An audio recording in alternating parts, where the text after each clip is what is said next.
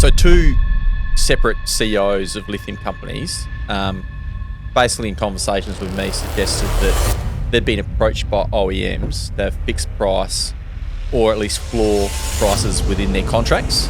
There could be floors or ceiling prices in certain contracts out at about $20 a kilogram. Out of interest, Cav, what sort of OEM? I believe Tesla was one of those names. Righto, which stocks do you own in this chat, boys? None of mine got mentioned. All right, ding, ding, ding. Mess up. I put my hand up for Comet Ridge and Spartan. Metals X gets a mention in this one. Carnarvon, mate, too. Oh, yeah, Carnarvon. All right, good stuff. Here Let's we get go. into it. Righto, well, I'm now no longer the best mullet in the building. Buddy, we've got the best one in WA here. And we've flown over a special guest courtesy of the Money of Mine Frequent Flyer program. The Cav is in the house. Lads, welcome.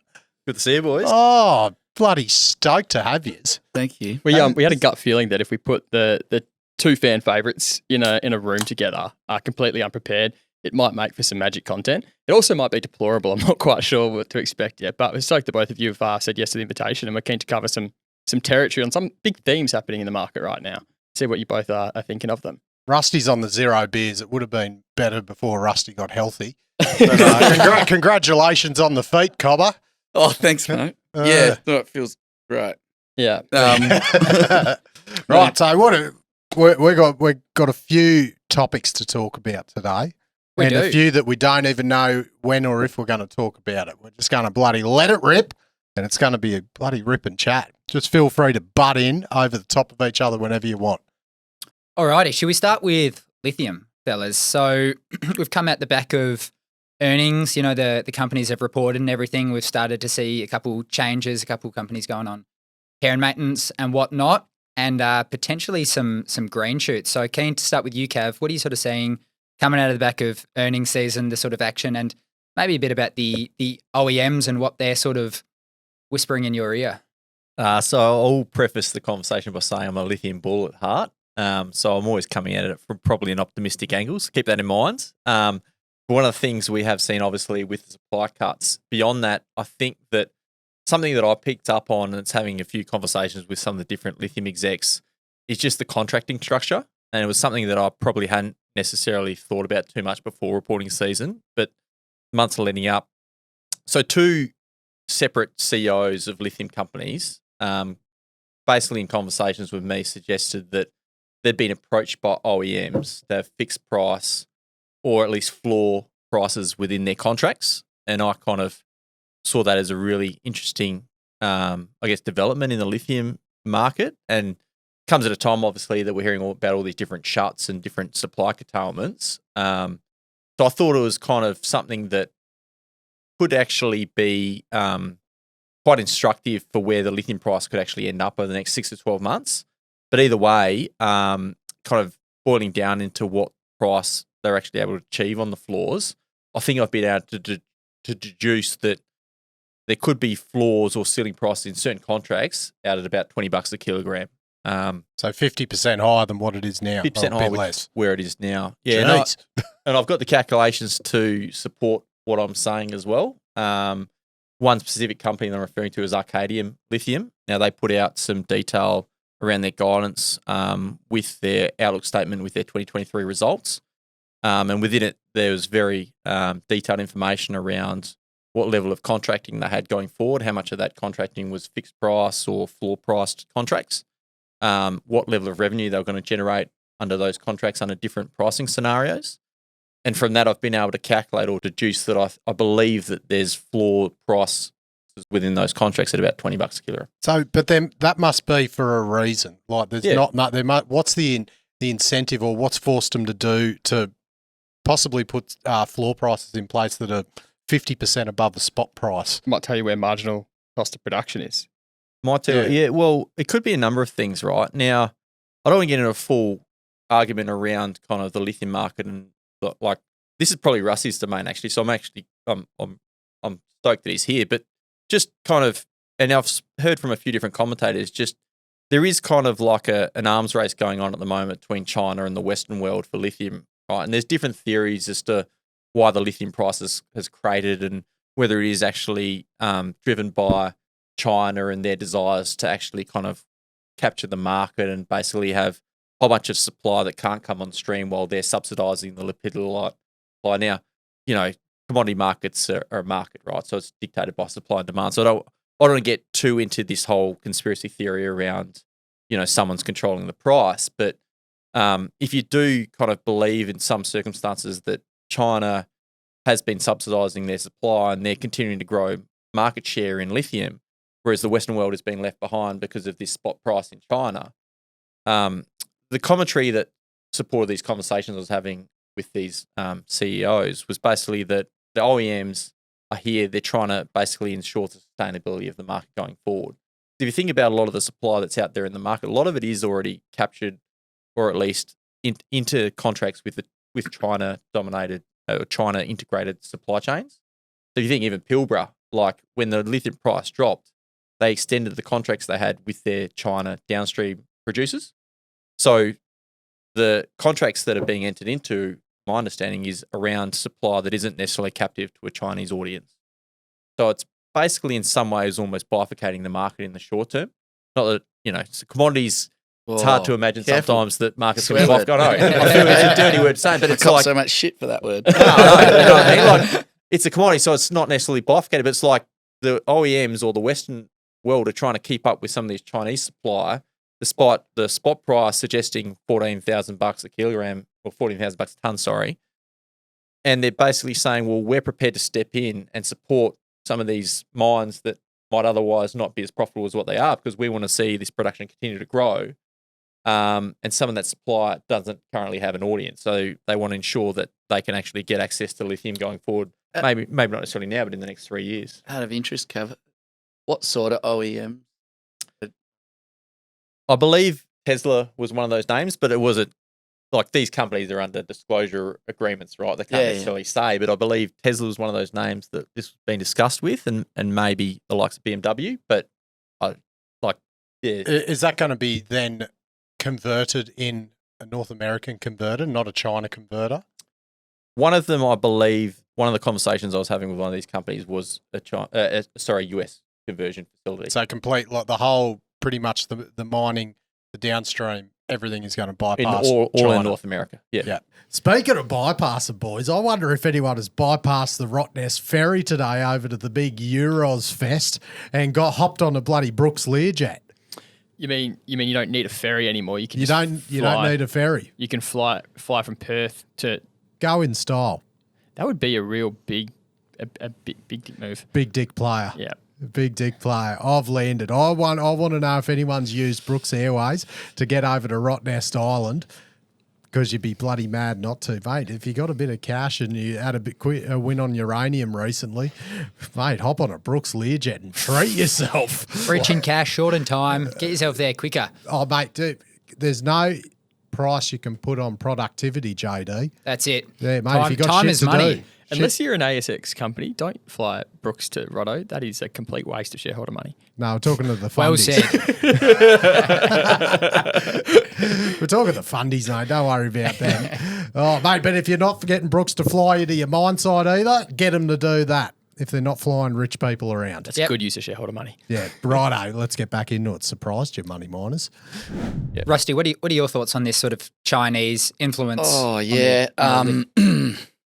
Man, how long you got? Or the time you need, Matt? Yeah, 2.5 hours. like it's very hard to pull this stuff apart, and a lot of it is guesswork. And 100%. and without question, when it comes to China, they think differently to how we all think about economics. They don't think of the marginal cost of production.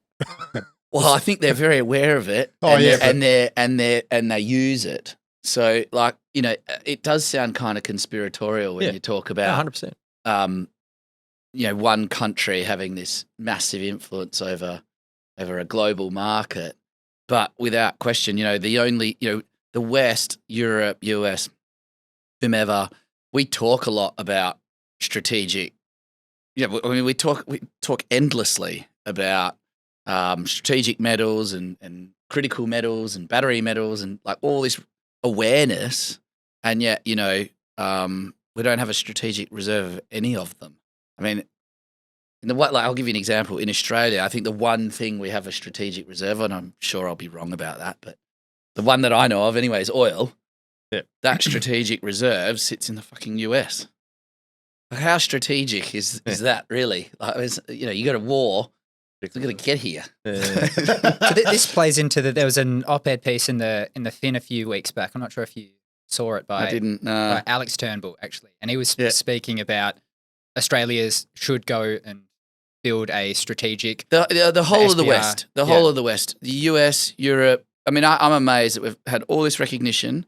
We've got awareness everywhere. The IRA is specifically designed to address some of these concerns around metal security or raw materials, right?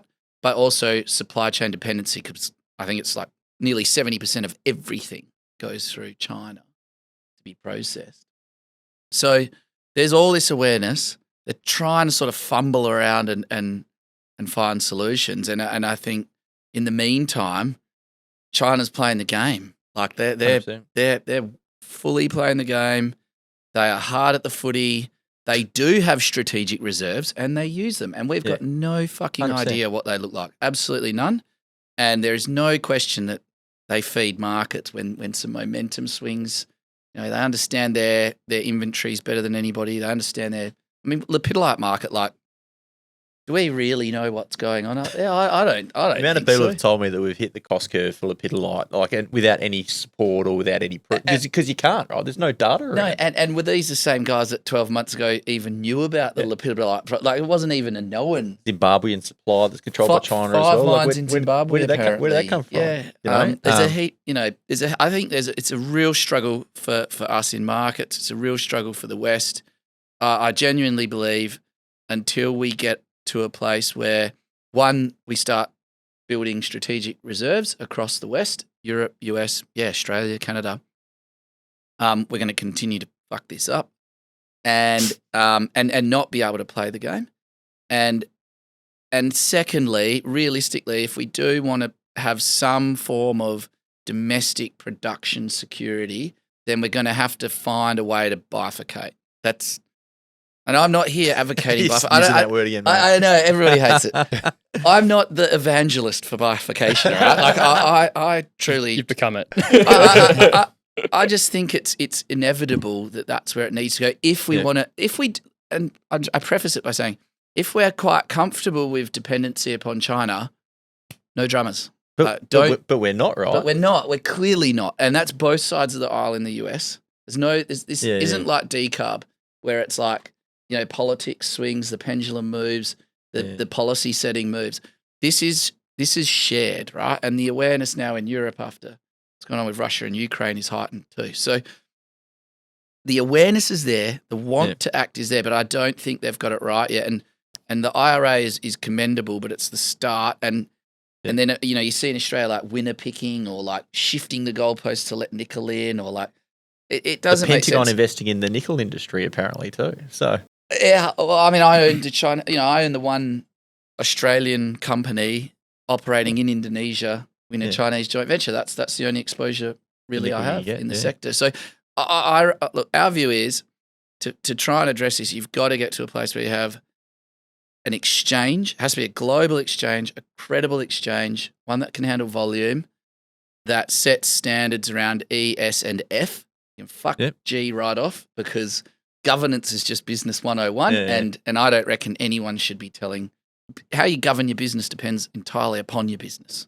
So trying to standardise that, I think, is a joke. But environmental standards when it comes to mineral production, social standards, these things are, you know, readily measurable by third parties.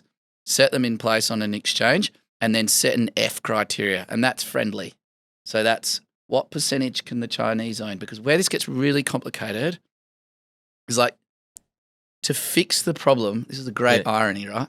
You want to fix dependency on China, you've got to work with them. So we are so dependent. We are.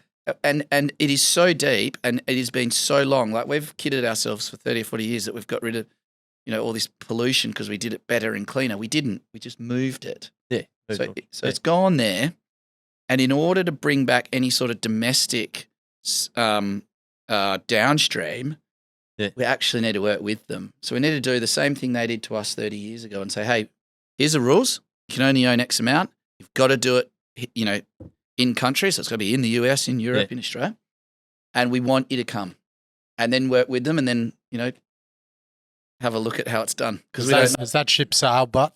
But do you think China, so you're more saying they come and utilise the expertise that they've gained? Yeah, I think the IRA, there's a distinct anti-China move, right? And it's because of if you move to a war footing, you can't if you go to war, you cannot have 70% of the globe's raw materials going to one place. No, that's right. And then going to war with them, and it's the world's largest industrial. But don't you think those moves are already afoot? No, I don't know where this conversation is going to go, but the more and more I look at markets, then the more and more I play this out of my own head. You're seeing Japan and Korea taking increasing prominence to the West. So the amount of investments that are being made in Australia from Koreans, from Japanese, it's starting to feel like the 1990s again in my mind. Sure. And I'm not quite sure where that ends up, but it's just something that I'm starting to notice that Korea and Japan are becoming more and more prominent. Yep. And the other thing, I forgot where I was going to take it. I don't know if they fix the downstream, right? They have some expertise in certain areas for sure. Yeah. That's a natural place to start. But take nickel as an example. You got to go work with the Chinese. You have to, right? And you realistically have to go to Indonesia too, because geologically it's twice the grade of anything lateritic here in Australia. So and your cost structure just correct. So you got to work with. We got to find a way to work with them to help wean ourselves off them, and that I'm sure I'll get so much shit for that. But I truly think that's the playbook. I think you have to bring them. That's what they did to us 30, 40 years ago. Everybody still thinks they just copy and cheat and, they don't pay people or they pollute and that's how they do things cheaper. It's way past that. They are so far ahead of us. And every fucking vertical in an automotive EV is dominated by China. 100%. And all the best raw materials. That's the risk at the moment is any time money's getting pumped into the sector at the moment, like the 10 best EV companies outside of Tesla are all Chinese. All Chinese. Yeah. So if you're giving money for people to buy EVs at the moment, if they're not buying a Tesla, you're basically giving money to China. So GavCo have done some great work on this, and Louis Gav makes a point. If you mandate adoption rates of EVs as they're currently sort of proposed, you will hand your automotive industry to China. To China, yeah. 100%. You will hand it to them. In the near term. Or you'll kneecap your consumers because we can't afford a Western EV. And everyone buys the cheapest, right? $5,000 or something a vehicle, and Jesus Christ! So sorry, there's a lot on this. We started at lithium. No. We got that's what lithium feeds. So it's So where does that land for Lith? I think you will end up seeing some of the stuff, and Arcadium, because they got volume, right? Yeah, that's a place where big end users can go and put things in with comfort that they're going to be there long term. So that would make good sense. I still think you're going to need an environment. These sort of piecemeal things, governments doing bits and pieces, or some relying on corporates and end users to do the right thing, or it's helpful, but I don't know that it cures it. And I do think you need an exchange. And I'm amazed that industry hasn't advocated for it, because you'll get paid more for your metal, right? You'll get paid more for your metal. Now, if you're not getting more money for your metal yet, there's a way you can ease the pain before you get there. What have you got in mind, Matthew? Buy a SMEC VSD. What does VSD do? What doesn't a VSD do? It gives you Variable free money. Speed drives for your secondary vent fans underground, which means that you cut about 50% of the power usage. What gives you power? Diesel, carbon, ruining the world. Not with a SMEC VSD, you're only ruining half the world. So you're saving half of it. Cutting down on diesel use, you're saving money. Mate, you can have it powered by renewables if you want. Mate, so it's not that you're not getting the extra money for the metal. You're just not giving it away for the diesel. So say, Matty, I'm running an underground mine. Who would I call? How would I make this happen? SMEC. SMEC, power and technology, absolute electrical experts. VSDs is only one arm of the business. Couple it with a vent-on-demand system that switches fans on and off, or dials them right down based on what machinery is in the area, absolutely optimises secondary ventilation, and then mate, the boxes and all the electrical cable powering these things can be installed by SMEC, fabricated in their workshop right here in Perth, and they are expanding. And, mate, Goldfields Rewinds in your neck of the woods, Trav, Kalgoorlie, what a great Kalgoorlie business. Would you call them SMECsperts? They are absolute. That was spectacular. That pun, Trav. Bloody sensational. Just as sensational as getting a SMEC VSD on site. We want to see it in feasibility studies. We want to see them on mine sites. You're saving the world, but you're just being smarter with your capital. Love it. That's it. Give Marty Law a call. Give Marty Law and SMEC a call. Right, let's get into it. Gotchas again. So for BMW and Tesla and that, like your non-cattle BYDs, is the risk if they don't do something like this is that China then have the power to preferentially give more lith to BYDs and cattles and they could be left with nothing? Well, think about it like if you left it to market forces at the moment, you're going to get all the guys that are unprofitable shutting down, and a lot of the guys that are shutting down have their lithium in a spot market rather than in the long-term contracts. The guys who have the long-term contracts are the Chinese, the vertically integrated, the downstream players in China. So if you see all the guys that are in the spot market closing down, those are the guys that the Europeans and the US guys were hoping to get their spot and their concentrate from. So then they don't have the ability to like have any surety of their supply, which means it's kind of like a circular reference where if you can't get supply, you can't build the cars. You can't build the cars. You're not going to demand more supply. We're supposed to be building out more supply and less dependency. At the minute, we're battling to keep what we've got, let alone build more. Yeah. So, and all of this has to happen whilst you still run a market, and markets, they're there to weed out the weak and you get more efficient and you But it's a hard one. Both CEOs said to me, or both management teams said to me, almost the same commentary. It was to ensure the sustainability of the industry going forward. So do you reckon the small players like Sayona might see that? Like, is there? So Sayona's issue, if you look at one of the reasons they reported such a low spod price was it was qualifying tons and they don't have long-term contracts. Now, both them and Piedmont have been speaking to customers about ensuring they get long-term contracts on that supply with floor prices on it. So both Keith and James have been talking about entering into long-term contracts that potentially have floors and ceilings. It's huge up. I mean, if you look at like who's at the margin, like don't get me started on Piedmont, mate. Don't get me started. If you want to really punt the trade, then it's probably one of those names, right? Because so Piedmont, the margin. Like I'll say it again because I said it in the interview with JD the first time. They have 113,000 tons of spod with a ceiling price of $900 a ton. Yeah. Now, if they can enter into floor price contracts above $1,500 a ton, and you're making $600 a ton just from having that contract on 113,000 tons, it's like $70 million. Having said that, who's going to give a long-term contract to the guy who just arbs it as opposed to the guy who's doing the mining, taking all the risk, right? So it feels to me like you can't rescue Piedmont without rescuing Sayona. Like the two have to. They're interrelated. Speaking of both of them, at the moment they are discussing contracts across the whole joint venture rather than just contracts direct with Piedmont. That's where I'm going with it. They're basically saying, well, at the moment there's only one contract against NAL, and that's the 50% supply that's going to Piedmont. They're trying to expand the contracts. So Piedmont has contracts with LG and basically Tesla. Basically going, well, instead of just being 50%, let's expand across the whole joint venture and then fix in a floor price. And then the spice on the trade is that you could go broke before they get there. Yeah, you could go broke. Yeah. I mean, both of them now have balance sheets. I can't remember exactly how much Sona's got in the balance sheet, but it's over 100 mil. Sona's all right. So Piedmont's got half of their market cap in cash at the moment. Yeah. So both of the companies have cash. Now, if you're bleeding, if the spot price was, let's say, $500 a ton, for one of a better number, and you're bleeding kind of, let's say, $50 million a half, then you're probably not going to last too long. But what's the spot price now? $1,000 a ton. Yeah. Cost structure's probably getting close to that. So you're probably only a couple of months off break even once they get the dome up and running. And they have to take start a stake in both, that. put them together, and I think they should merge. I think a merger would make a lot of sense. Yeah. Yeah. And on the cost front, you think they're sort of coming down? Like they were starting to get better recoveries and stuff, but it's all a volume game, right? Like I think costs, I don't know how much more they can get costs at a gross level coming down, but if you get production 20 to 30% higher, which they believe they can, then you're probably sitting at, $800 to $900 a ton.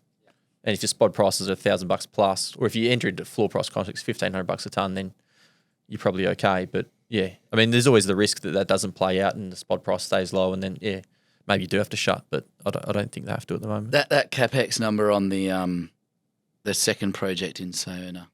I can't remember. Moblin. Yeah, that's scary. That was telling. Hey, but that's an indication, right? Like who's actually done a feasibility on a Canadian project recently, and that's the first that's come out. Yeah. So it's just kind of going, well, that's how much you actually need to spend to get this production off the ground. It tells you why WA dominates, right? 100%. Like if you want product quickly and cost effectively in terms of capex, anyway. Brownfield expansions are going to be the easiest way to do it, right? And you found that with most commodities. Once you've got a mine there, if you can actually expand the production there rather than a greenfield on its own. Yeah. That's what Africans have done so well as well. Or Zimbabwe, mate. Yeah, that's right. So what about Liontown's financing? What do you guys think of how that sort of comes together? Do you think they'll take a 1,500 floor price right now? No, well, I think that they'd have to be one of the parties that these OEMs are discussing floor prices with. Well, you think Ford would be, wouldn't they've they? already got offtakes for like 90% of their production, right? So I'm not sure of the structure of those contracts, and I doubt they would have had floors in them, but the conversations that I've had have suggested that OEMs are coming to these companies that they've got contracts with that don't have floor prices and suggesting that they be put into those contracts. And so what do you give up to get a floor price? You've actually got to have a ceiling price on those contracts. So from my calculations and my discussions, it feels like if the floor is 20, then the ceiling's got to be around 40. So, but if your offtake for the first 5 years is already allocated. It's already allocated, but that's not to say that that contract can't be changed or altered to enable floor prices within those contracts, right? Yeah, sure. Now, I don't know. I haven't spoken to Liontown, so I don't know exactly whether they've had those conversations, but I'd suspect that they have. And what about Pilbara? We've spoken in the past, 21% still short, $4 last time I looked. I'm not sure about you guys. Yeah, as I said today, the price doesn't look like the lithium price has come down. I can't. It's one you'd love to own. I'm the short number just blows me away. Like I'm amazed. Yeah, how it's held up at such a price whilst building 100%. Such a short position. It's mind blowing, right? I don't think I've seen it before. So, not in the face of such a weak commodity price environment. And is it just the cash? Is that all like? No, because they're just so safe.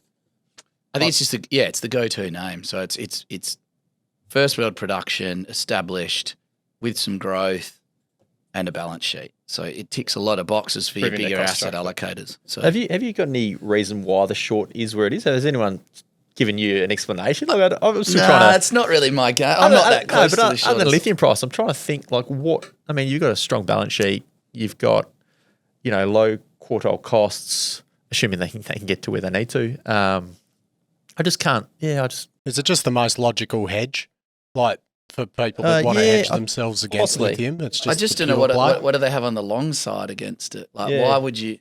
Well, I don't know. Fuck all at the moment. Is it just a naked short with a view on the commod, or like I don't know? You need to ask who's willing to get on the show and talk about their shorting. The only argument I can see is like, no, I wouldn't have thought so. You back out what the implied spot price is from Pilbara, and it's like $2,000 a ton. If you put $2,000 a ton through most other, this is why I can't own it, right? Like, not this level. I don't know either. I mean, we wanted it at $250. I was like, come on, nearly there at $3. And at $4, you're like, well, $2,000 a ton spot implied. It's like, well, if you put that into most other companies, like even Liontown, it'd be worth $1.52, right? And Kev, I think that's the key thing that I think gets missed a lot in when you're talking about company analysis and stuff. It ultimately, what you're trying to work out is what is implied in this in the market capitalization in terms of reflect it in a commodity price. Now that's hard with a multi-asset cross commodity producer, but in a lot of single commodity producers, it's key calculation, and that's how we should be talking. 100%. When we're not talking about $3, $4, share prices. We should actually be talking about market capitalisation and implied. Well, that's what spurred the lithium market. The first time Liontown got their bid, right? It was all implied $1,800 to $2,000 a ton spot. So they're trading above, effectively, what you're saying is Pilbara today is probably above what the implied takeout price was, right? Which spurred the market the takeout first time price. 12 months ago. It's crazy. Yeah. But mate, that might all be rosy because we heard in, Chris Allison's latest commentary that he thinks lithium price long term is $2,500. Which the spod. Don't bet against Chris. Come on. Yeah, I'm not, but I want to instigate. I know you're you love talking men. And, like when you hear that, I mean, does that kind of match up with your view on the long term dynamic of that market? Oh, look. Would you be using it as the long term number in your model to make investment decisions? Well, that's what he needs it. That's what he needs the price to be for his operations. Chris, he doesn't need the price for 2.5. Those shittier ones he might. The minority stake. Well, it depends on what he's trying to achieve out of it, right? Like he's just trying to get the mining service contract out of the whole thing. No, so without going into full detail, we basically rely on what consensus gives us for a commodity price rather than going, let's build our own supply demand model and try and be any smarter than anyone else in the market. Like you've seen guys that have resources thrown at this supply and demand equation not be able to predict, lepidolite and Zimbabwean supply. So who's Anthony Kavanagh from Chester Asset Management going to do any better? So if you simplify it, right, like step back on time frames and whatever, if you just go to some simple breakdowns, at 2,500 a tonne, like that's plenty of margin on today's 100% is plenty of margin. 100th percentile producer. So with that margin comes incentive. So and that would go beyond just brownfields or like, expansions. That's incentive for discovery. And if you look at the capital deployed and the discovery rate, these things aren't rare, right? They're not. There's plenty of it around. You would think if you hit that pricing level again, the cycle starts again. The market feeds the explorers make more discoveries and so on. So, and it's not just spodumene. There's so many. Between the sedimentary, the oil field, the brines, and the spod. There's lots of each. Don't forget the geothermal in Europe, mate. Yeah. So what, Cav, you must have, like, as you say, you're a lithium bull, and that's underpinned by you think that lithium is going to be in demand and needed for a long time. But do you see what risks do you put to things like sodium batteries, hydrogen-powered vehicles, which like, Toyota and Honda and Hyundai are all looking at the moment? How do you weigh it up? Chucking the hybrids in there as well. What sort of... No, I think the short-term hybrids have actually surprised the market to the upside, definitely. And, whether it's because of range anxiety, whether it's because of cost, whether it's because just like the lack of infrastructure that's there, I think hybrids have certainly... I think they're growing at 2 to 3x what, like 100% battery-powered electric vehicles are actually growing at the moment. So a year and a bit ago, it was like 1 to 1. Yeah. Like they were selling, Chinese... It was a hybrid for an EV. Yeah. And within the last 15 months, they're outperforming 2 to 1. How does that happen? Is that just a reflection of demand or their incentives or what's going on? Nah, a subsidy came off. I know that when the move away, when they bifurcated, I'd never bloody heard that word till I started this show and met Rusty. So it's my favourite word now. Get a T-shirt. It's got to paint it over it. Anytime someone says the word bifurcated, you've got to pay Rusty $1. Maybe I'll get that. No. So yeah, when the subsidy rolled off in China, UBS do a great chart on this for the pure EVs. I think it was. Then yes, there was less attraction to the pure EVs. There's also a great breakdown done by UBS, and at present, if you bench an ICE, like try and do an equivalent vehicle, right? If you bench an ICE at 100, an EV is still at 140, so it's 40% more expensive. And if you look at I would call them hybrid 2.0s, and I'm a massive believer in them. I think they're game changers. They're benched at 110. So price is thereabouts, 10% more expensive than an ICE. You get a heap more utility out of the vehicles, and this is the key thing. Whenever you looked at ICE or EV, it was like trade-off. It was like cost on one side, range, but then range a problem, infrastructure a problem. They had a public holiday in Britain or something, and people were queued up for like 2 days or some crazy thing, right? Yeah. So, and then on the other side, you've got ICEs. How long? Is it future-proof? Your emissions standards, et cetera, et cetera. The hybrid 2.0s, the technical term is REEVs, so range extender EVs. So what's the difference between them and the conventional hybrids? There's so many acronyms. Anyway, the one that matters, the one that I think is important to monitor here is what I would call a hybrid 2.0, because it's very different to the original hybrids, which were like two vehicles in one and made no sense, right? Like it was really clumsy and expensive. This is effectively an EV put into the existing frame of the vehicle, so you don't have to do a whole bunch of redesign because the battery's really small. Yeah. So you can sort of retrofit the chassis. And then you utilize even the engine bay because you actually put an engine in it. But the engine is a generator. So the generator is far more efficient than your current ICE engine. So the pedal only talks to the battery. And so there's no interface between the pedal and the combustion engine. And, if you ever got your car and you're driving around, you look at the eco thing, I always get a strange delight in seeing it go really high and just stomping it. That's not what we're all trying to achieve. And so if you think about that, when you use a combustion engine, that's when they're really inefficient. It's when you're accelerating, whatever.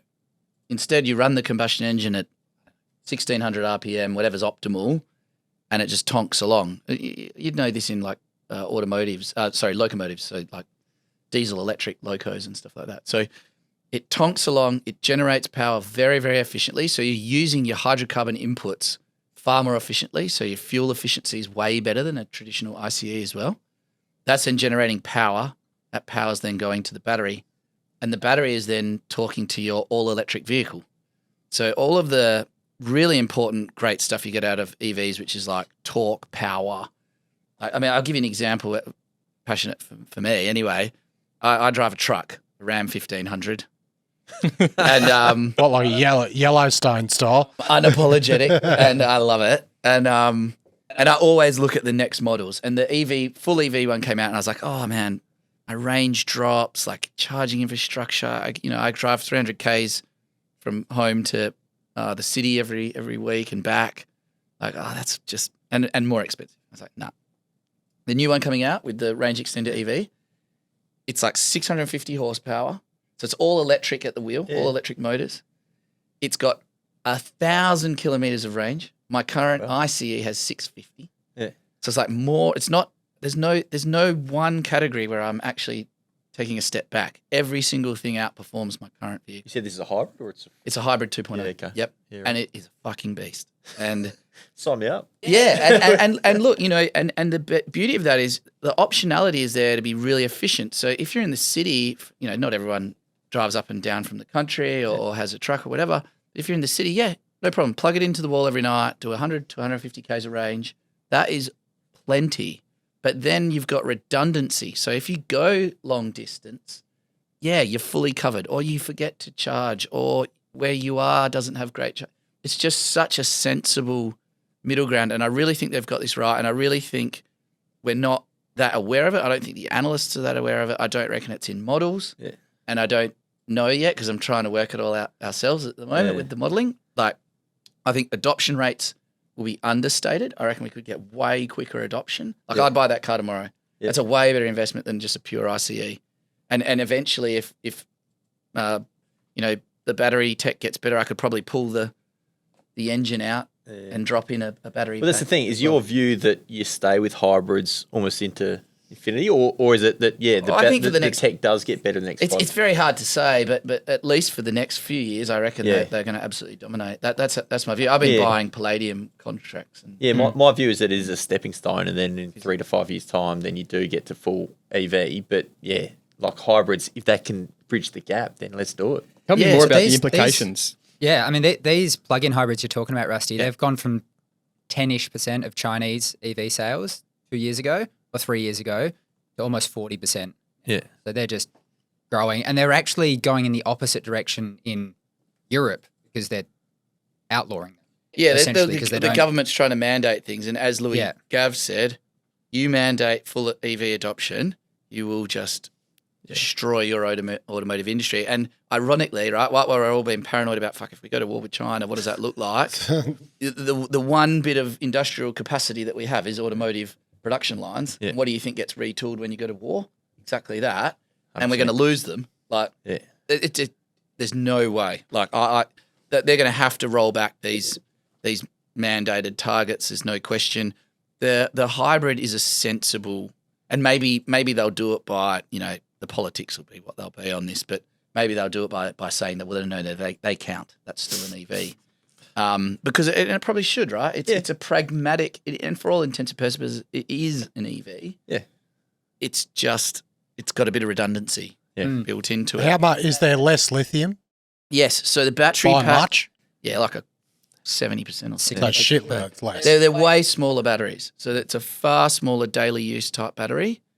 And that battery pack is a significant cost saving. So that's a big part of the cost.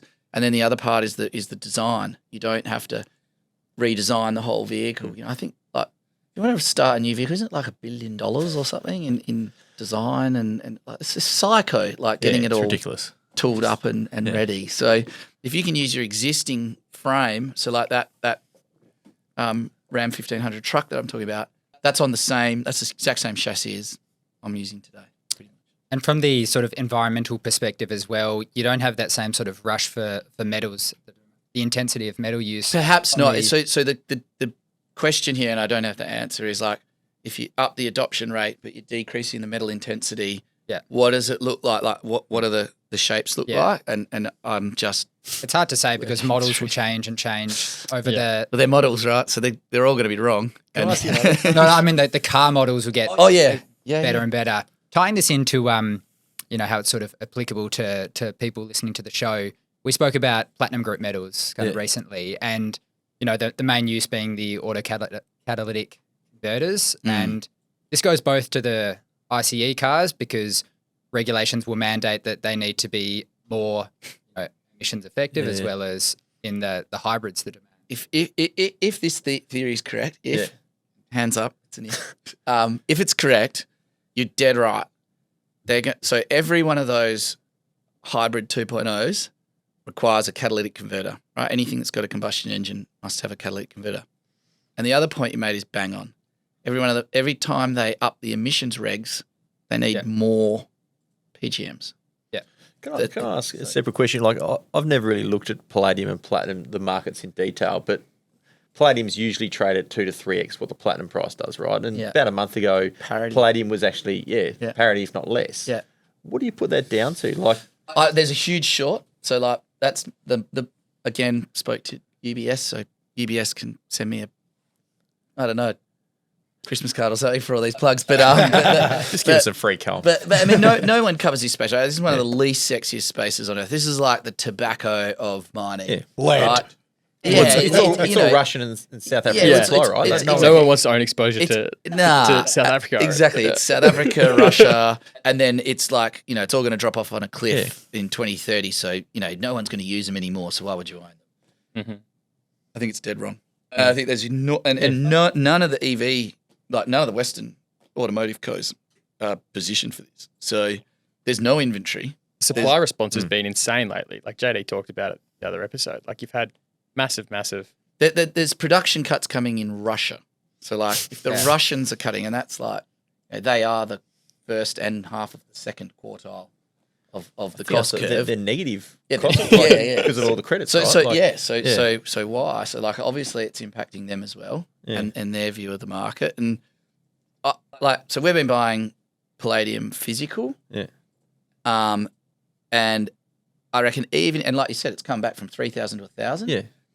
Even if I'm wrong about the hybrid 2.0s, and I'm sure we'll get lots of comments that say I am, then even if we're wrong, then I think you get a bounce here just on the cost curve. Now, does that translate to equities that you want to buy? That's the next question. Yeah. And I don't know that it does. Like you don't want to own any of those South African producers. I think they're all problematic, and when you back calc it, they're still pricing in better metal prices than where we're at today. So why take the country risk? Why take the company risk operating, etc., just buy the physical. So that's what we've been doing. Simplats is the only one on the ASX, right? Chalice. Speaking to the South African one. That might be right. I'm not entirely sure. Yeah. Is there a bit of a kicker if your hybrid 2.0 thing doesn't work, but then you've got the hydrogen fuel cell side of things and hydrogen storage for the PGMs? We're very dubious on a lot. There's such long lead times on all this stuff. You know, like even salt batteries, and I mean, could be wrong. There's a lot of incentive, I guess, to get it right now, but you know, people forget the lithium battery's been around since the 80s, I think. So it takes a long time to iron out all the bugs, get it, you know, to mass production and adoption, safety, etc. Well, that's kind of part of my argument, going back to one of the early questions, is like, why do you think lithium will be the solution in 10, 15, 20 years' time? It's because all the investment that's occurring up front and all the lead time that it takes to actually test and get comfort around the safety of a certain type of product and get it into the production supply chains. It just takes 15, 20 years, right? So you don't replace it with sodium ion overnight. And there will be it'll be fascinating how this debate evolves. I get sent stuff all the time about like a new tech or something that, you know, the lithium killer. And if you think of it, this like VHS and beta, I don't know, it's probably it's always like VHS is around for 20 years, and it wasn't the best. It wasn't the best. So ask any old bloke or girl like us and say, do you remember VHS and beta? And beta, like, they were like diehard beta fans. They're like, it's fucking better. Like, it's better. And it didn't matter. Distribution. Exactly. Yeah, once it was all set up. Once the choice was made, that was it. Critical mass, boom, done. Yeah. So, you know, I think it'll be the same here. If you think about the growing size of the lithium battery market, like it is growing, right, at a rate. The amount of R&D capital, like let's say you're in that business and your R&D budget's 10% of whatever your rev line is. Your rev line keeps growing at a number, then your R&D line keeps growing at that number, right? So you start to balloon your R&D budget. That R&D is all going into those. So it's all going into that technology, and it's continuing. You're continuing to turn the screws. And let's not forget that, you know, LFPs were written off 3 years ago and it was all over. Well, now they're dominant. So like using existing tech and turning the dials is like far more cost effective than trying to start a new one. And if you think about a new tech, you got to inspire capital. So the amount, the utility differential has to be so great. Like it's got to be a factor better. It's no good being 40% better than a lithium battery because by the time you get it where it needs to go, lithium will have caught up, cost wise. So you need to be like factors more effective. Can I ask you another question? And like, I'm fascinated by your palladium trade, the historical correlation to gold, because, you know, precious metals are starting to run. Palladium obviously isn't running like they are, but surely there's been a really strong historical correlation between palladium and gold. I'm just wondering, you know, if you get the hybrid 2.0 wrong, but the historical correlation starts to catch back There'll up. be a bit of that for sure. I think perhaps more platinum, perhaps. Platinum, as precious. So we bought a bit of platinum as well. So in terms of the catalytic converters, platinum tends to go into your diesels. And then palladium into your petrols. So probably more comfort around the petrol motors in that regard. But yeah, you can own it for that reason too. Again, like anytime I come to a commodity that's trading into the cost curve, I'm like, okay, I'm excited. Let's have a look. Yeah, exactly. So what do you think there's more chance of? You reckon there's more chance of hybrid 2.0s being the thing, or you reckon there's more chance of these sodium batteries becoming a thing? Because BYD was saying that could possibly be their best-selling car, those sodium ion cell batteries. What's more probable out of China Inc. And you've already seen the data, right? Like there is, hybrids 2xing, battery vehicles at the moment. So it's not you're not exactly making a massive prediction. You're just kind of following a trend that's already in place, right? Yeah. But do you think that's going to be allowed to be the future thing? Because you've still got in the short term. If you look at it, the West can't. The EV mandate, as I said, Louis Gav outlines this really well. It's fucking suicidal. So like they cannot go down this path. We are so uncompetitive. So EV adoption rates are going to have to be more measured, and hybrid 2.0 might allow that sweet spot to be found. And the other thing is the consumer. Let's not forget, like the consumer makes the call in the end. The government sort of, changes the landscape from time to time, but the consumer still makes the call, and I think they're just so much more cost competitive. So, I know it's a bit dangerous, but anecdotally, I'll buy that car every day of the week. Makes so much sense to me. So, meanwhile, I'm trying to buy a Cybertruck. So, we'll go for a race. Yeah, that's right. There we go. Maybe we should Get a bloody beer while transition to a commodity that's a bit more like predictable. Is he going to talk about tin now? The market's developed. It's no, I'm talking about gold, right? To the point of precious. It's been running hard. And yeah, there's some interesting developments in the ASX equity market. I think, like in some sense, some of the producers have certainly reflected the rising gold price. Inflation and what it means to costs is obviously the overhang there. West Africans are still cheap as all hell. And then on the other side, the undeveloped ounces in the ground, unless you're the shiny new discovery, are still struggling to really catch a bid. But consolidation's begun, right? I mean, we've got Silver Lake Red holding hands, and as we record and film at the moment, we've got Ramelius rumoured to be merging with Karora. Cav, you're a generalist, but you love gold, and gold's a part of the strategy there at Chester. What do you make of the current state of the gold equity market? And Spartan's got shares in all the newspapers at the moment. Don't forget them. Well, if Sly Fox turns out to be anything like Never Never, it'll be justified, but we'll see how we go there. What, at 2 grams? Sly Fox? That's all the hits have been coming back at. Oh, it's early days. We'll see what happens. Yeah. No, well, I think some of these mergers were probably proposed prior to the gold price run. It'd be interesting to see if the Silver Lake Red 5 deal would actually kind of come to fruition if gold prices were $2,200 an ounce. Now, we've spoken before about how they're kind of solving each other's problems, in that one probably would have preferred to have more capital on its balance sheet rather than debt, and hence Silver Lake kind of solved that problem for Red 5 and the mine life length that Silver Lake, despite them saying it was never an issue, might have been improved optically by having kind of King of the Hills as part of their stable as well. I do think that there is a fair bit of overhead, and there's previously been an issue getting labour at some of these mine sites. So by merging, you kind of are able to attract a larger talent pool and at least able to spread kind of what you've got across different assets. And inevitably, like, it makes more sense to be kind of a consolidated entity rather than just having all this disparate one or two mine types of companies, because the benefits that you get from having that from a cost structure perspective and also your ability to mine is just enhanced.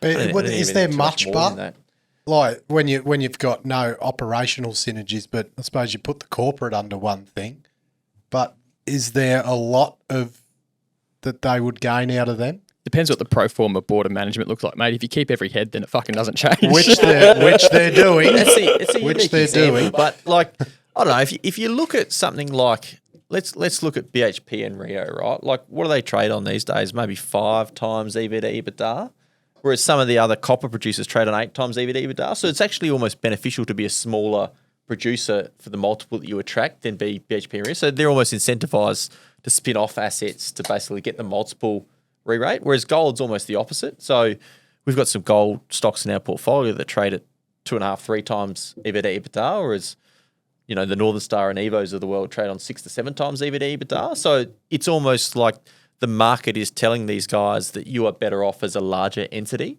So these guys see it 1 + 1 equals 3 or 4, and hence they're almost incentivized if they want to try and get a higher multiple to merge, and that's kind of the market pushing them in that direction. I don't know. Do you have any further thoughts on? This is your territory, Rusty. WA legacies. Oh, it's a fascinating one, and Kev makes some great points. And in terms of like synergies, I kind of giggle at a lot of the stuff that gets put out there. Mealy's Karora are rumoured to come out, I don't know, whenever they do with that deal, and say that there are synergies with the Rebecca Rowe and Lakewood Mill. But I don't think that's real, right? Yeah, maybe. Well, I think synergies in that respect can work, where there's mills and isolated resources or whatever. When it comes to just like general operating synergies and like you guys highlighted the board's just going to grow. So I don't buy that there's often much of that. Where it does get interesting, though, is market capitalisation. The real game in a lot of this stuff is about getting your market cap up to a level where you drop into indexes. Yeah. And then all this dumb money buys you. 100%. And that I look, it's just not where we tend to play. There's heaps smarter money movers than us that really play that game. It's not something I particularly like. I just don't. It's infuriating, but it's a thing. So it's real, and you got to respect that. It's a bit like charting. You know, it shouldn't happen, but it does. And if enough people believe it, then it's self-fulfilling. So, you got to respect it. It's real. Is that what's motivating some of these deals? I'm not sure. I reckon some of the companies that we're talking about here, and I think you guys have talked to this, like they have to do a deal, right? Yeah. Like they want to continue to grow, so they've basically got to keep doing deals to tack on some growth. But Silver Lake and Ramelius would fit that bill. Yeah. Yeah, we've spoken in the broader context of how goldies are being valued at the moment, and everyone's up in arms, about how they're just so cheap in a historical sort of perspective. And we touched on it when we spoke half a year ago. Yep. Looking Are they back still at cheap? well, that's the question I want to. How you think about it. That's right? the question I want to put forward to you, because I would argue inflated. like the historical perspective is it's so wrong that like of all the commodities that we get across, gold has to be the funniest. It's like take your pick as to why some ridiculous calc is used when the market's running hot, right? Like so, it's a currency, it's a this, it's that. And then they end up, you know what it's like? It comes out with like 1.5 times MPV, then it's 2 times MPV targets, and then it's like a 5% discount rate or a no discount You're rate. talking uranium, right? Like, Well, that's the same. No, but they just back calc and justify, and it's crazy. But I think what JD's referring to is like gold prices. If you look back at the models that everyone tells me should work, is that there's correlation to real yields, right? And if you look back over the last 6 to 12 months, gold shouldn't have been $2,100 an ounce. It should have been $1,300 an ounce based on all these models that work, right?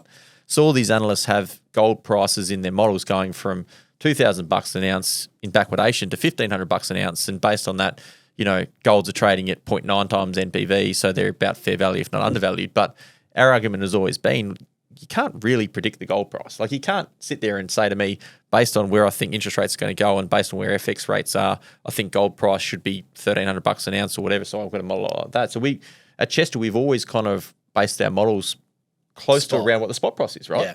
And so if you use the spot price and do your models, then on our numbers, a lot of these companies are trading at 0.6, 0.7 times MPV.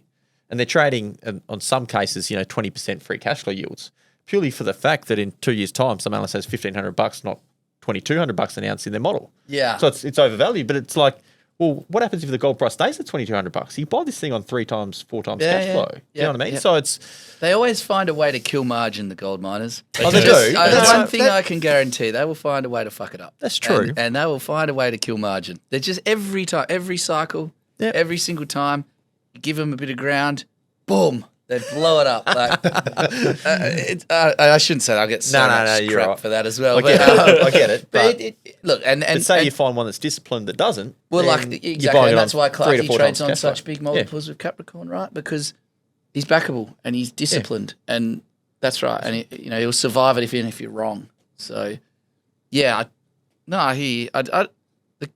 love your view on what do you hunt down the curve? Like, there's all the producers that are getting, I would argue, they're getting some carry with the spot. Yep. But then down the curve, it's like friendless still. There's nothing. There's no volume. There's no interest. Surely that's where the M&A looks much more enticing as opposed to two producers teaming up. I would have thought so. There's an arbitrage opportunity there. What are they waiting for? A decent resource, mate, because not many of the undeveloped projects are decent, right? But this is one of the bull things for gold for sure is the cupboard's pretty dry. There hasn't been big discoveries made. The only one that's been meaningful been probably Hera. What's Hemi. Is it Hemi? Hemi. Never. Yeah, that's a good one. Yeah. I owned that. That was good. well. Yeah. No, there's nothing wrong with that.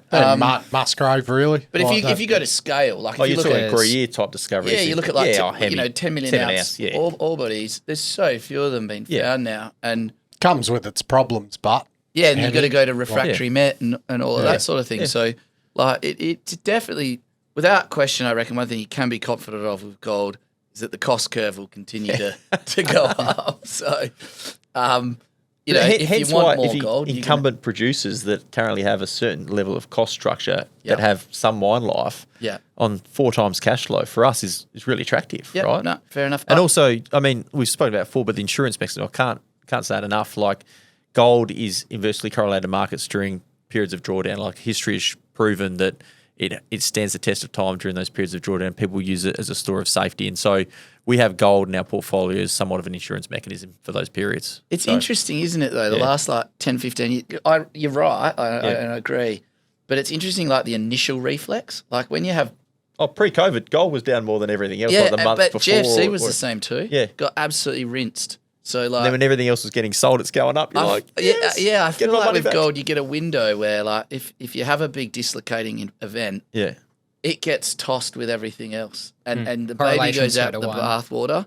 And, you always sell your you best. sell what you can early, right? You sell what you can, Yeah. right? So, yeah, so you seem to get this window where you can buy gold on sale, and then after that, you get when you get rewarded for you holding. get the rewards for Yeah. sure.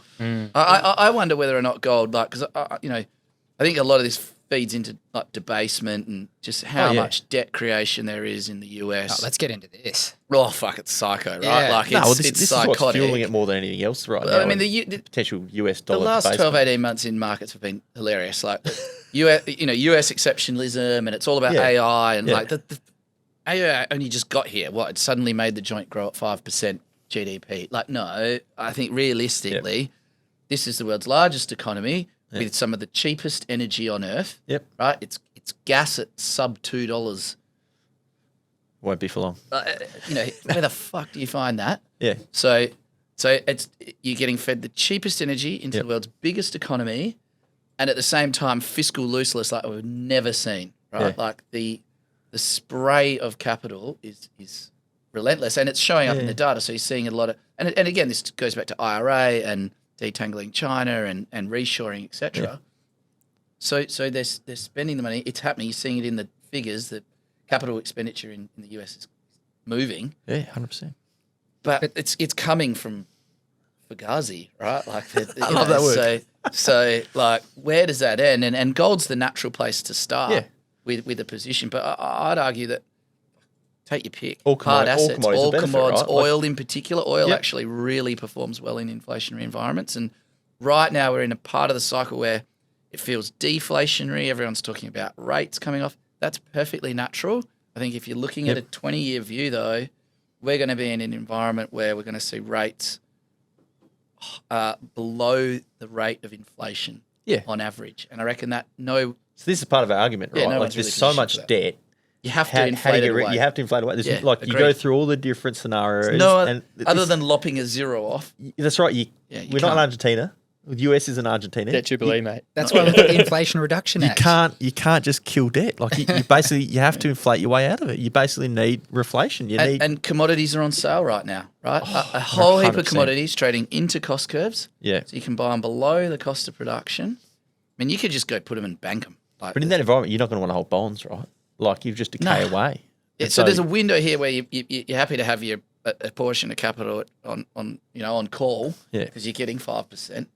And then inflation's tapering off. So arguably right now you're getting a carry, right, on your money at the bank.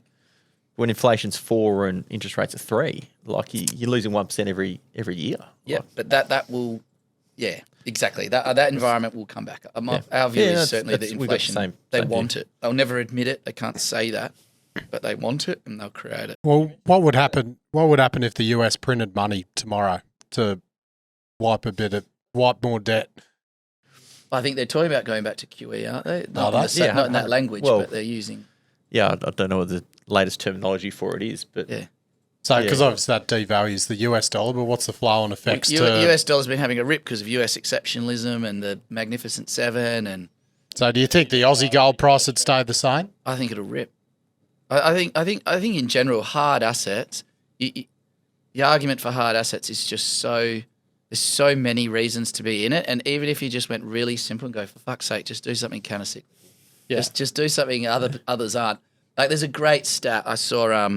Microsoft's market cap was like double the entire listed energy space. Yeah, that's a double, and it's generates half the free cash. I was going to say So half the free cash, actually less. Double the market cap. Yeah. Yeah. One of those, well, I mean, you mentioned energy there as one of the hard assets, Rusty, and I know Cav used to be an energy analyst, and it's a sector you're well versed in. Having recently joined the Carnarvon board, mate, saw your mullet in amongst the suits there. Oh, yeah. So, there's a bit happening in energy all the time. East Coast markets to the West Coast, but based over on the East Coast, Cav, what's the read of the current dynamic over there? Yeah, Longford's still pretty challenged. I think what we're seeing this quarter in Longford is you're almost like 20% lower than where you've been last year. And to put it in context, Longford, what are they? They're about like a third of the East Coast gas supply. So it's pretty material that Longford is doing what it's doing. Tease that out for us. We're retards with stuff. Okay. So East Coast ex the LNG plants, if you go back 10 years ago, it's probably 600 to 650 petajoules per annum that was consumed on the East Coast for domestic supply. A lot of that's going to gas-fired generation, cooking, heating. Now it's down to about 500 petajoules per annum. So Longford being a third is about 150 petajoules per annum. Yep. I think it's ticked below that now. Basically there's not enough resource coming into the market at the moment. And Longford is declining at 20 to 30% per annum. So Otway is one of the only sources of supply coming on stream, and that's Beach ramping up. So they're kind of replacing some of that lost production coming from Longford. The question is, what is there to fill it? Now, there's probably a couple of projects on the East Coast that you can think of, but outside of Otway, we're going to come to a point where Longford continues to decline and you've got no extra supply coming on stream, and gas prices have to go well above where they are at the moment. Our spot's probably about $10 to $12 a gigajoule. We're probably thinking 15 plus, and there's already been some longer term contracts that kind of struck around that $15, and this is probably for some of the smaller players. You're seeing 1 to 2 year tops of deals around $15 a gigajoule. What are the futures market implying at the moment? There's no futures market for gas. It's all like, I thought there used to be an ASX traded. If there is, it's only only like 2 volumes. Yeah, no, it's something that happens like via bilateral agreements. You go and negotiate. Yeah, you go and negotiate with a gas producer if you're a consumer. Now Tambourine is one project that everyone speaks about, but people forget that it costs like $30 million to drill a shale well to basically extract the gas. Now, a lot of people are putting hope in that, but like the Australian shale market is very different to the US shale market in terms of the infrastructure that's there and the resources that are available to it. Now, I hope they have success, and the first pilot well or one of the pilot wells they've drilled recently has shown some okay flow rates. But it's still going to be high cost gas when it comes to market. Unless there's a shitload of condensate with it, it's still going to be pretty high cost. So you'd welcome it, right, in the mix. 100%. At the end of the day, that's your floor price. Yeah, and like when I used to do the calcs when I was an energy analyst, like we were basically using analogs of like the Eagleford and the Haynesville to basically say, well, if you can hit like 8 million scuffs a day for a shale well based on the cost structure that you were seeing in Australia, and this is when CapEx was probably 50% lower than where it is today, I think the break even we came up with was like $15 a gigajoule then.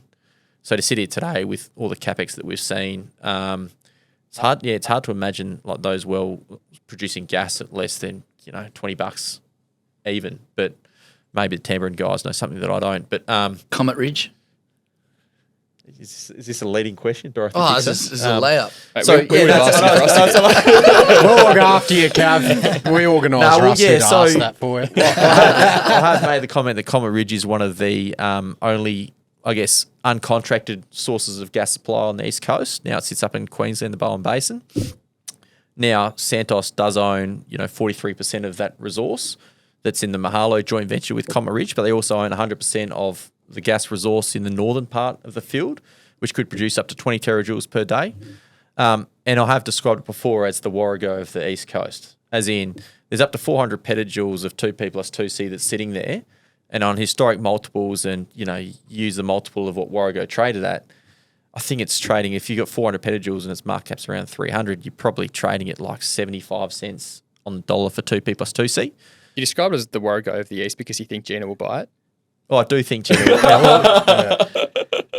Not trying to make too many inferences from saying the Warrego of the East, but if you think about, let's explore that analogy a little bit further.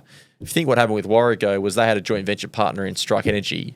Someone came and lobbed a bid for them when it was trading at almost half the 2P to 2C multiple on an EV basis as to what Strike was. And then Strike ended up lobbing a bid. So their joint venture partner, because they wanted to basically increase the size and they could see the value in the resource and it benefited them to have a higher multiple themselves, and it was cheaper than their own multiple, they lobbed a bid and then Gina ended up outbidding everyone. So it was almost a 3 to 4 way war for that gas resource. Why I think something similar could happen with Comet Ridge is that Santos, with their 43%, they basically want the resource to feed GLNG if they're able to feed GLNG. Now, the government might have something to say about that, but GLNG, as far as my thoughts on the East Coast market, and this is a very shortcut way of getting to the conclusion without doing all the detailed supply and demand analysis of the whole East Coast gas market, is to say that the market is short whenever GLNG is operating below its nameplate capacity. Now, if you think GLNG is 2 trains, initial nameplate was 3.6 per train, so 7.2, but it really optimised is about an 8 to 9 million tonne per annum project. It's only ever really operated at 6 million tonnes per annum.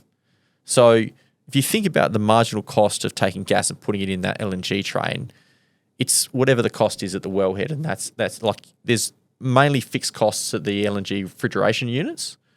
So the actual incremental cost of that gas is not much. So if you can see an LNG price out in the market of like $10 a gigajoule US or like that's $15 a gigajoule Aussie, if your cost of the wellhead is $6, you're basically going to make that margin every day to chuck it into GLNG. So anytime GLNG is not operating at nameplate, you know the East Coast gas market is short.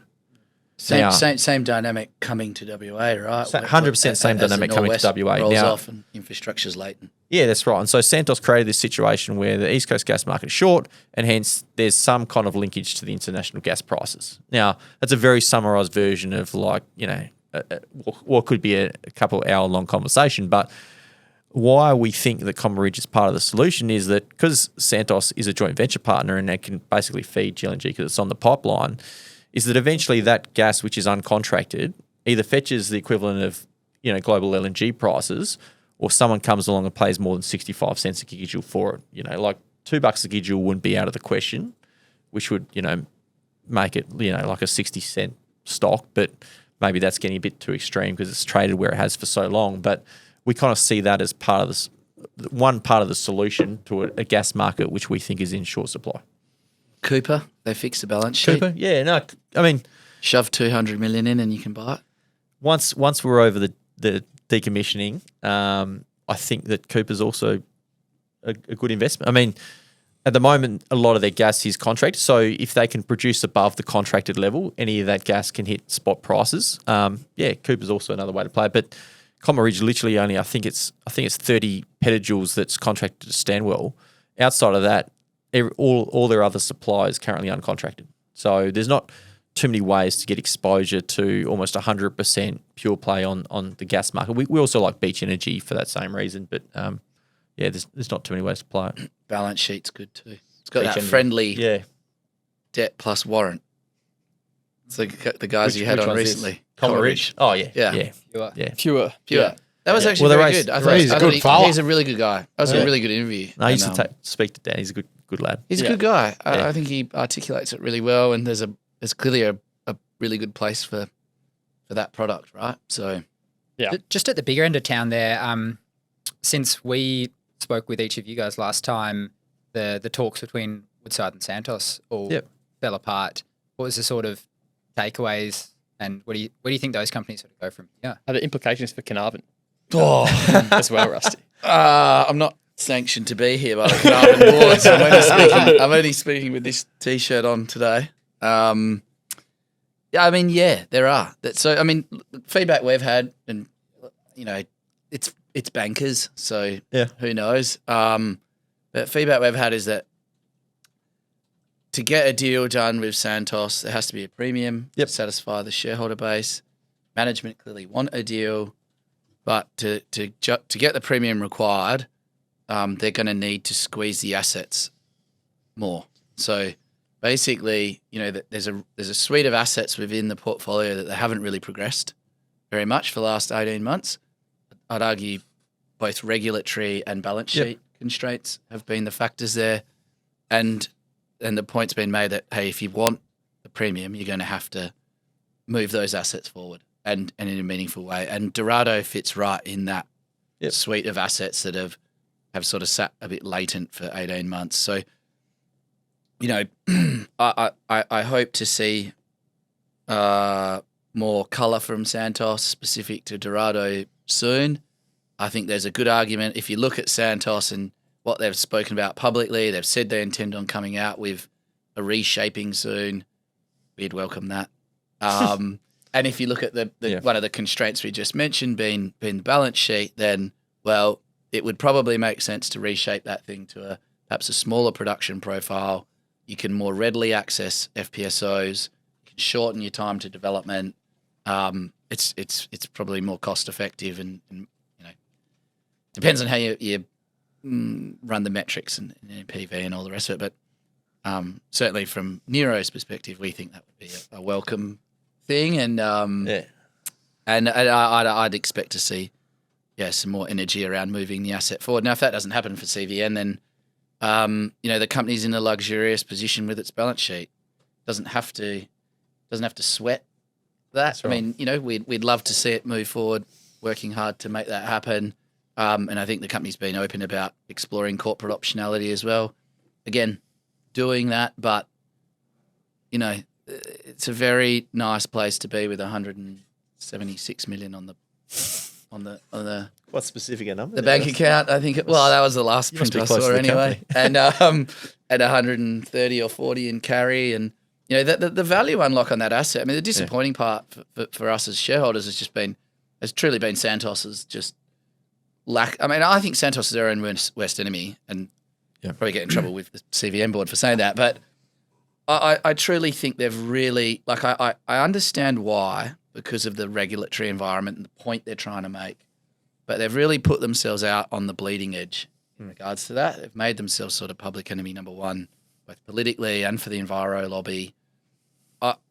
Is this in their goal to essentially lobby for Narrabri to be ultimately approved? Yeah, I think it's a range of things, right. Barossa, Narrabri, etc. And they're right. So I got to be careful sort of throwing stones at them because they're right, and it is important that they come out and talk to it. But unfortunately, and maybe again it's a factor with the balance sheet, they should have been progressing these assets, and it's only now that it comes back and sort of bites them. And I think that's where they've got no choice. They have to move them forward. So it's crazy that they haven't been doing it. I mean, Dorado is a world-class asset. There's just very few of those things around, and I do think it's a part of the attraction for Woodside. I don't reckon Woodside would even sell that down. I think they'd happily stomach 80% of it, and they would punch on with development and further exploration. And the beauty of the basin now is you're going to drill a well. If you're kind of almost hydrocarbon agnostic, so any success well there is material to the project. If you add oil, the incremental capex, given all your development work, $5 to $10 a barrel or something like that. So the amount of margin on those barrels is really significant. If you hit gas, they're 2/3 of the way to having a sanctioned gas project as well. And we know how that's going to look come sort of 2030. So indications are that, if anything, Santos would prefer to find gas there now. So... Yeah, say so. Like Santos is trading like nothing's happening, right? Like, there's a lot going on, I can assure you. I think we'll hear very shortly as to what Santos's grand ambitions are without Woodside taking them over. And I mean, my guess would be how One Capital pitches to split them up. I think that that'll happen. I think that pure play LNG that could be likely. thing is what's possibly going to happen. Yeah, and you got to think that EIG was there in the mix for Origin, right, and for APLNG specifically. So I would have thought that there's a likely chance that, well, maybe not likely, but I see it as potential that the LNG business gets split off and sold to the likes of an EIG. And then what happens to the domestic assets? I've said before that I think maybe a merger with Beach, or even just sits as a standalone entity as comparable to Beach. I do think Picker is underrated within the Santos suite. I think it's a really good asset. I think on Alaskan growth project. Yeah, I think it's a really good asset. So I think that within the Santos stable, as well as obviously Dorado quality. Yeah. So we'll see what they're just going to get a wriggle on, right? No, that's right. Yeah. We'll see what happens, but it's trading like people just don't think that something's going to happen. But I think Kevin's very incentivized.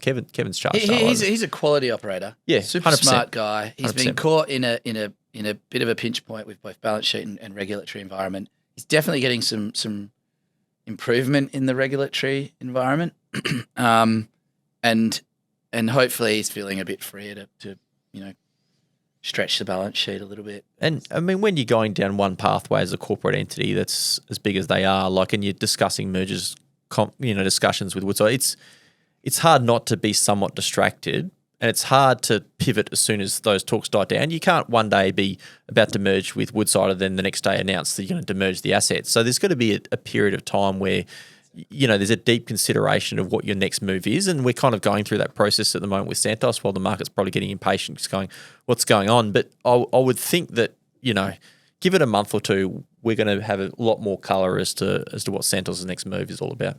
Let's wrap up with one more commodity I really want to talk about and get your insight on, Rusty. I know you've been active here lately, and I can't help myself but talk about it too. But in January and February, tin exports out of Indonesia have basically all but ceased. PT Timah is cracking down on a crapload of corruption that they've been clued onto, and as a result, exports have ultimately been banned for the last part. And you've seen tin price really respond in that environment.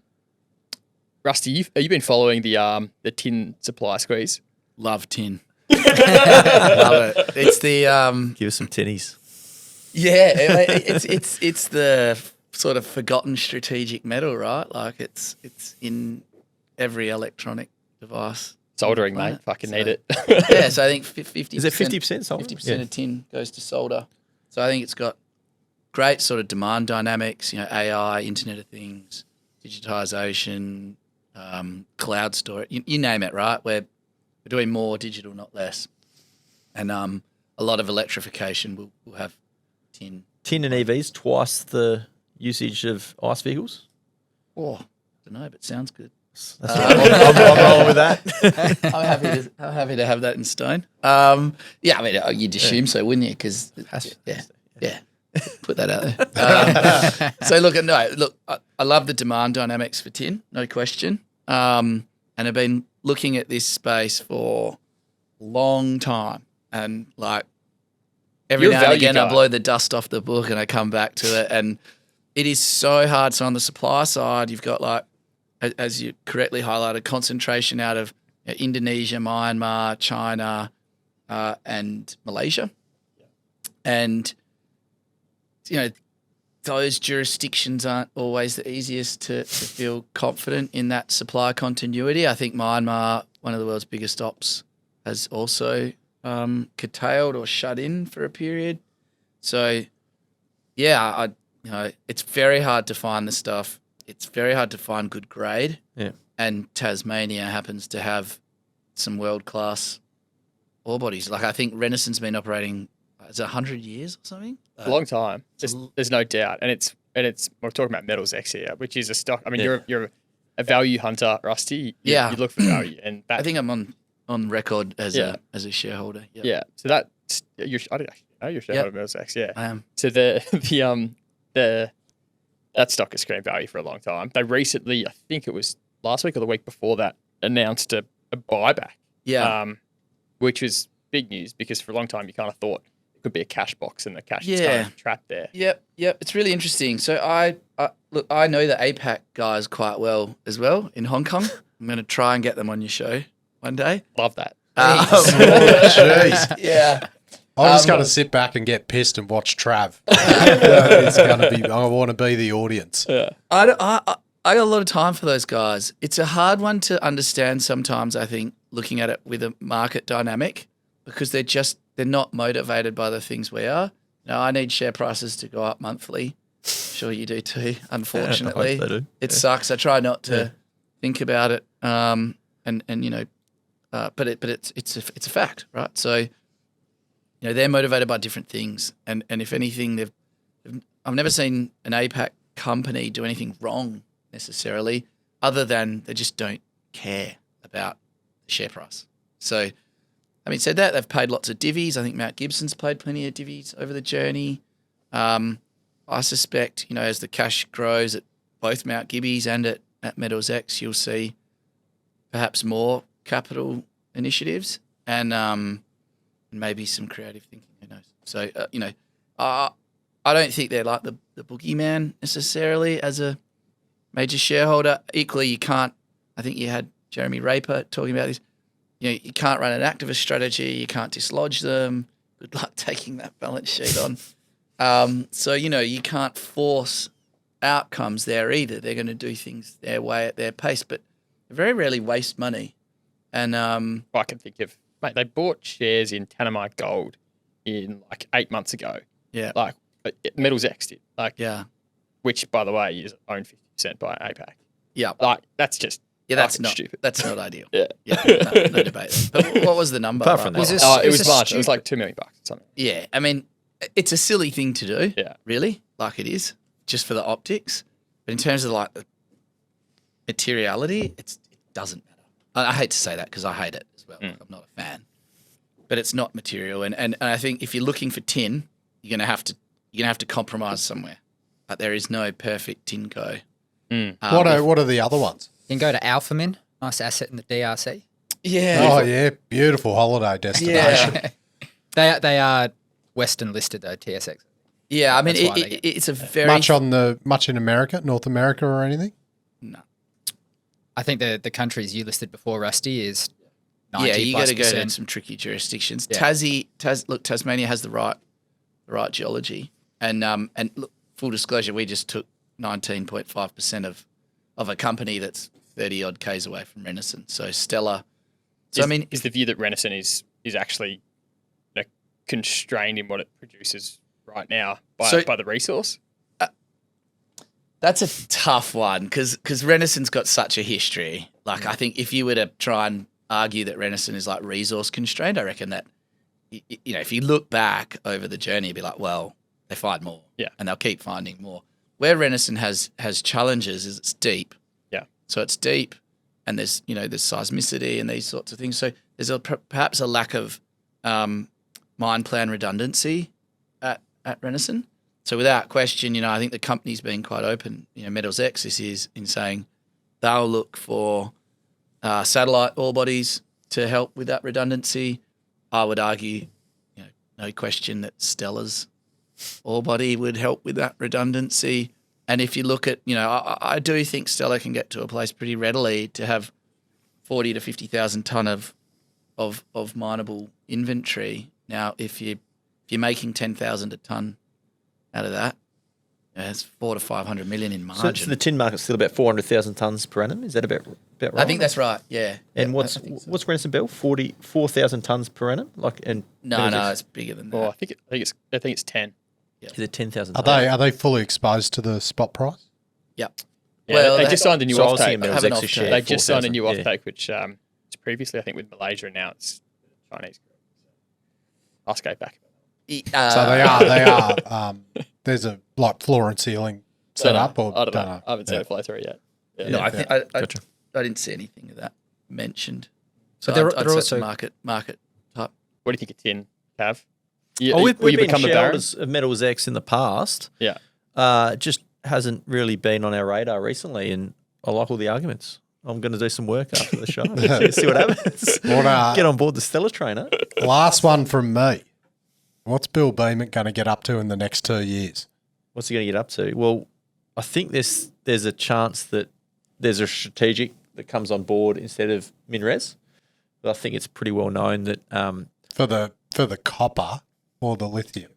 As a shareholder. Oh, I'm saying as a As a- shareholder. as a So shareholder, MinRes as yeah, shareholding, I don't think is core anymore. I think there's still a really strong relationship between Bill and Chris. So I don't think it's anything to do with the relationship. I just think it's the fact that Mins are probably tidying up some of their non-core holdings. I do see the chance for another strategic to come on board. I think that Woodlawn.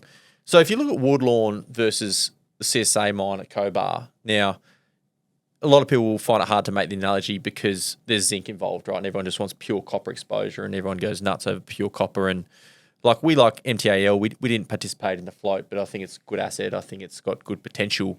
But if you look at what the price is implying, it's I think about $1.6 or $1.7 billion Aussie. If you look at Woodlawn, it's basically got the same resource. So they've both got about 10 million tonnes right now. And you can argue which one's got more exploration potential. Maybe it's CSA, but they've both got the same resource size. If you copper's a bit different. Copper's a bit different. With exploration. It's not like gold. There's just shit. They're fucking... Look at how many holes they poked into DeGrussa everywhere and they didn't find much. 100% it's hard to find. But there's a number of lenses at both CSA and at Woodlawn that have potential. Now, if you look at the milling capacity now, I think MTAL is running at about 1.3, but the capacity of that mill is arguably 1.8. Now, Woodlawn, I think, is sized for about 1, but maybe you can debottleneck it a little bit more. So, let's say that Woodlawn is operating at about 70% of what CSA is operating at the moment. Cost structures, you can argue, you can see what the cost structure of MTAL is at the moment. Maybe Woodlawn's going to be slightly higher cost, but we're looking at it going, well, same size resource, 70% of the milling capacity, both copper exposed, cost structure, you can look at both of them and go, well, if one's worth $1.7 billion, surely Woodlawn's worth more than, $200-300 million is probably where consensus is at and what's implied in the developed share price. So we think there's still a lot of potential in develop. It's just a matter of kind of getting that into production and seeing kind of that value start to get realised. Is he going to turn it on at $4.10 a pound? I think so. Yeah. Yeah. I think the zinc price will be the zinc price will be the biggest determinant. The determinant, right? Yeah. Like, and probably not going to come out in the headline announcement, but I think that'll be the swing factor. $1.10 zinc won't do it. I think $1.30, $1.40 might get it there. And if you, look at the zinc market, like we're trading way into the cost curve there. Yeah. So it is sort of on one of our work streams to get more across. It's a really tough market. It's very opaque what comes out of China. But again, for first world product, you need an incentive price probably. And South 32 is bullish, mate. Well, exactly. I was going to say like South 32. They're not building that thing because they think zinc's staying at $1.10. Now they might. I can't tell you what's going to. I can't go into detail on the zinc market and say this mine's going to come off, this mine's going to come off. But yeah, we do feel like $1.20, $1.30 is probably about right longer term. But so this strategic partner, let's say it's Metals Acquisition Corp, whoever.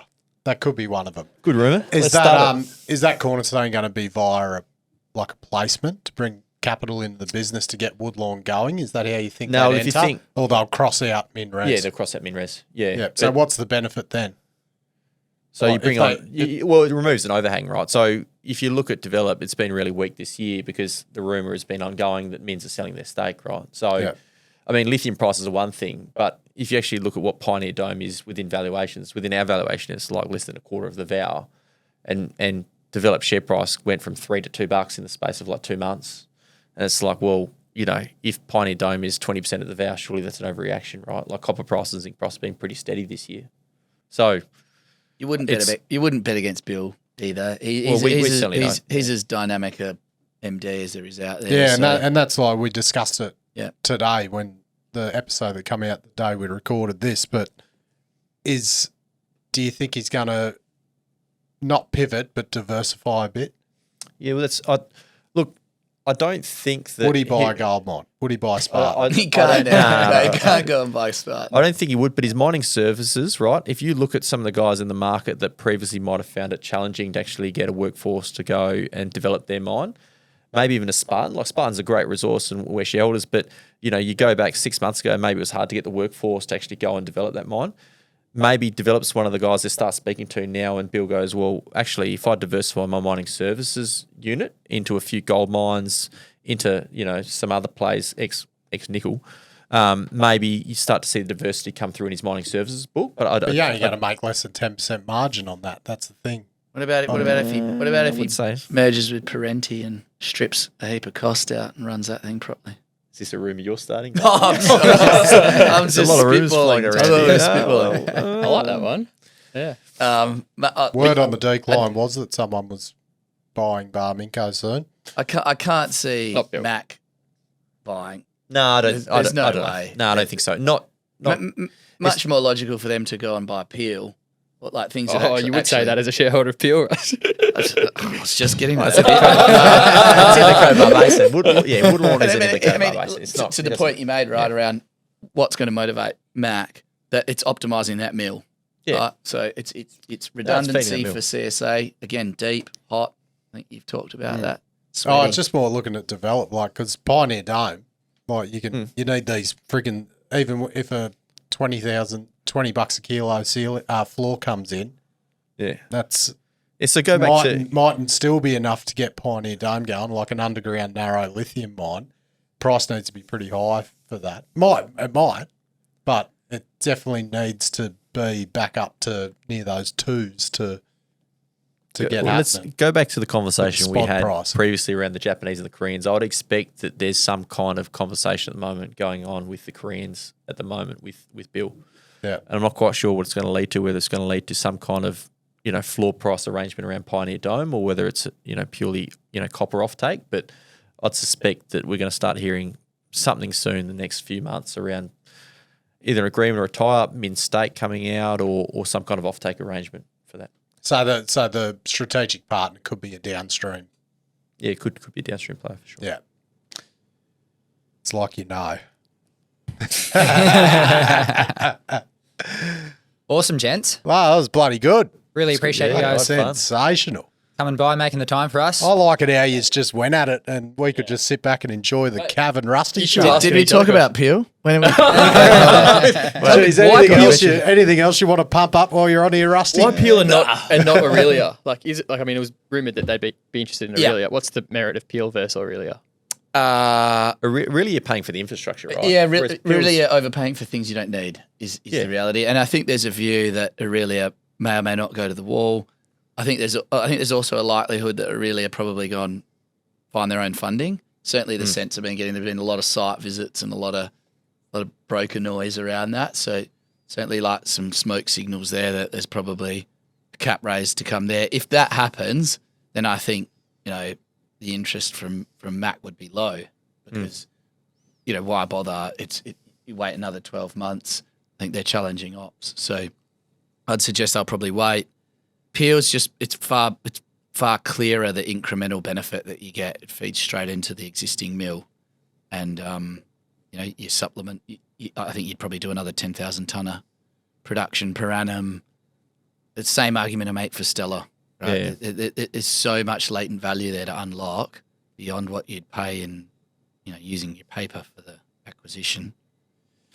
But let's see.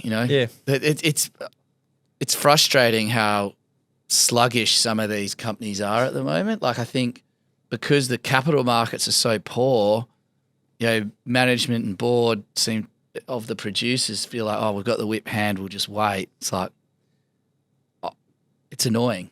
To be honest, they should be getting busy. But MTO has about $70 million now dedicated for exploration expenditure, doesn't it? I would imagine that you see QTS Upper get drilled out. I'm not sort of specific to them only. More broadly, there should be more acquisition. Like, we should be having an M&A cycle here. 100%. Right? There's so much, the gold sector, et cetera, where there should be M&A going on, and frustratingly, there's not. Maybe Comet Ridge will be the first catalyst, and then we're away. Comet Ridge, Carnarvon. Bloody Peel. Right. What else do you hold? Bloody. So summary of the episode. Summary is Bart. Forgot about that. Summary of the episode. You're confident on lithium. You're a bit hesitant. You said confident, mate. Cav's been converted. Like he can't really convert us. Let's go hybrids. Palladium with conviction. Yeah, there you go. Very good, boys. That was fucking awesome. Thanks, gents. Love Beauty. your bloody work. Thanks for having us in. Awesome. I forgot to do the ads. Hoodaroo, mate. Hoodaroo. We're doing like that. You'd be devo about that. Good stuff, boys. That was good. Right, beautiful. Bloody sensational. Not many mobs can get those two blokes in a room to talk like that recorded. Privilege that we I've could. never seen quality like that.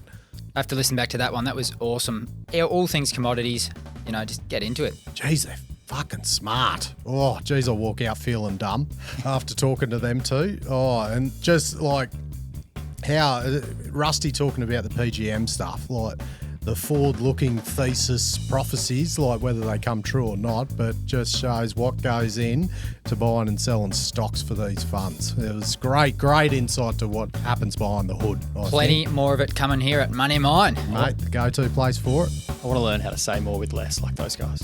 Yeah, I just want to learn how to make money like they do. Yeah.